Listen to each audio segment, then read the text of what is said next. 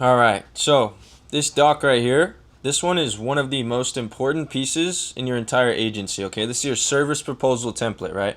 This is what takes you from talking about an offer to actually getting paid for it. Now I'm going to break this down piece by piece and explain why every section matters, okay? Because this is not just a piece of paper, this is a professional sales tool, and when you understand it, you'll close more deals and clients will take you a lot more serious. All right, number one is the header.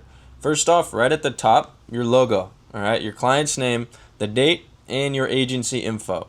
This might seem small, but this is positioning. It's not about design, it's about perception, all right? Most freelancers or beginners send over a messy Google Doc or text message with a quote, right? That screams amateur. When you send something with your logo, name, and the date, it immediately tells the client you're dealing with a real company that has a real system. For the overview, this is your first impression inside the proposal, okay? This is where you clearly explain what you're building for them and the goal behind it.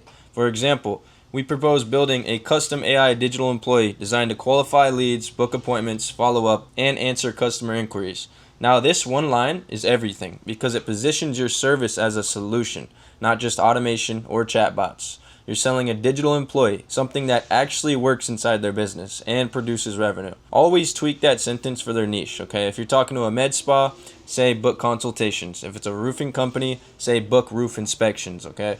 That one little detail makes it feel customized and relevant. This is where the business owner goes, damn, they actually understand what I need, okay? 3, goals and outcomes. This section exists to sell the results, not the tools. We're not talking about what software you'll use or how the automations work. We're talking about outcomes, like increase booking rates by 30 to 50%, cut response time to under 1 minute, reduce manual follow-up workload by 70%. These are the metrics that matter to a business owner. They don't care what a webhook is or what the CRM does. They care that you're saving them time and money and lost leads. Even if your numbers are estimates, include them because you're not making promises, you're showing expectations. You're teaching them to measure success in ROI and not just vanity metrics. For the project scope, this is where you show structure. It's what separates you from every other automation guy out there.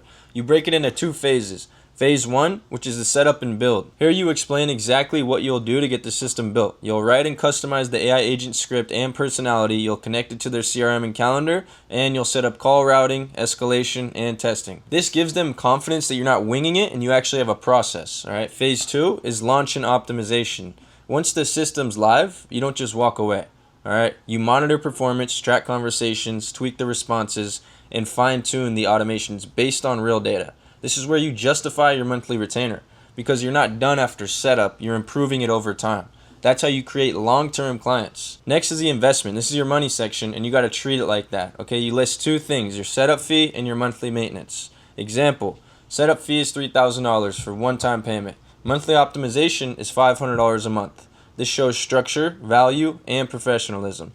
You're not charging for time, you're charging for a system that runs their business for them. The setup fee anchors your value. It's what you get paid up front for. The monthly retainer keeps you paid consistently, and when you say it confidently, it doesn't come across as optional. It comes across as part of the process. They expect it. Next is the timeline. Okay, this part creates urgency and sets boundaries. You'll say something like, estimated delivery is 10 to 14 days after onboarding form submission. That tells them 2 things. You're organized, and they can't rush you. It also gives them a clear timeline of how fast they'll start seeing results once they sign. Then for the next steps, this is your close. You give them the exact steps to move forward. Sign the agreement, submit the onboarding form, and then pay the setup invoice, okay? It's a simple checklist that keeps the deal clean and frictionless. They don't have to wonder what's happening next, they just do it. This section alone will tighten your close rate. All right, for the signature line, this is what turns your proposal into a real deal. You don't need a huge legal document. You just need their name, your name, and 2 signatures. It gives both sides confidence and lets them know it's official. Then you attach this to the onboarding form and the payment link, and boom, you just close the deal professionally. When to send the proposal? Okay, let's talk timing because this is critical. You don't send this cold, okay? You send this at the end of the sales call once they've already said they're interested in moving forward. Here's how you transition into it naturally at the end of the call. All right, sounds good. So what I'll do is I'll send over a quick proposal that outlines everything we talked about, the system, the pricing, the setup, and the next steps. Take a look at that as soon as we hang up. And if everything looks good, just sign that and we'll get your onboarding form sent over and payment handled after. That line right there positions the proposal as a formality, not a negotiation. All right, you already sold them. This is just the paperwork to make it official. For follow-ups, if they don't sign within 24 hours, you follow up, right? Not with desperation, but with leadership. Hey, Jack, just checking in to make sure you saw the proposal I sent yesterday. Once that's signed, we'll get your onboarding form sent in and your system started. Simple, clear, confident. And here's the key. Never send the proposal before the call. If you do that, it becomes something they use to decide instead of something they use to confirm. We're not asking if they want to work with us. We're sending the document that starts the process. The psychology behind this is that the whole template is built to make you look structured, trustworthy, and professional. It's short enough to read in 2 minutes, but strong enough to close multi-thousand-dollar deals. It sells the results, it shows the process, and it removes confusion. When a business owner sees this, they immediately realize they're dealing with a professional operation, not a freelancer, okay?